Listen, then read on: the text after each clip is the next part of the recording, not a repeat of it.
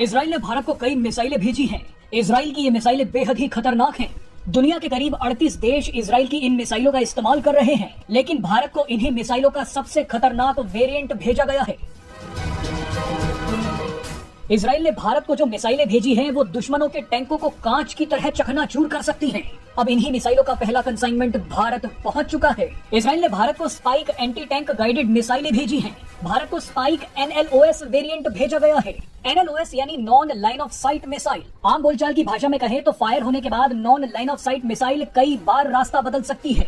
Missile और target के बीच चाहे कितनी भी बाधाएं आ जाएं, लेकिन ये मिसाइल सीधे टारगेट पर ही हमला करती है। जब भी आप किसी टारगेट पर निशाना लगाते हैं तो आंख की सिधाई में निशाना लगाया जाता है। इसे लाइन ऑफ साइट कहा जाता है। लेकिन इजराइल की स्पाइक NLOS मिसाइल वहां भी पहुंच जाती है जहां आप सीधे निशाना नहीं लगा सकते। कई बार टारगेट तेजी से अपनी जगह बदल लेता है। ऐसे में ये मिसाइल पीछा करती है और टारगेट को उड़ा देती है। स्पाइक NLOS मिसाइल 30 किलोमीटर की दूरी तक अपने लक्ष्य पर हमला कर सकती है। अब इजराइल की इसी मिसाइल की पहली खेप भारतीय वायुसेना को दे दी गई है। जानकारी के मुताबिक भारतीय वायुसेना इस मिसाइल को अपने MI-17 और अपाचे हेलीकॉप्टर में लगाएगी। भारत के पास ये मिसाइलें आते ही अब चीन और पाकिस्तान जैसे दुश्मन देशों के टैंकों को आसानी से निशाना बनाया जा सकता है।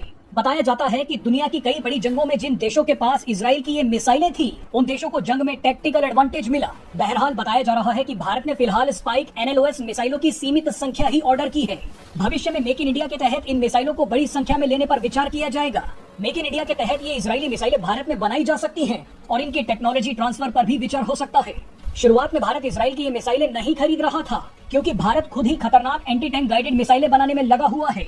लेकिन दुनिया भर में बढ़ते जा रहे युद्ध के खतरे और चीन पाकिस्तान जैसे पड़ोसियों की वजह से भारत ने कुछ मिसाइलें इजराइल से अभी खरीदने का फैसला कर लिया। इजराइल से ये मिसाइलें बैकअप के तौर पर ली गई हैं, लेकिन भारत अपनी एंटी टैंक गाइडेड मिसाइलों पर काम जारी रखेगा। भारत के लिए एंटी टैंक गाइडेड मिसाइलें बेहद जरूरी है।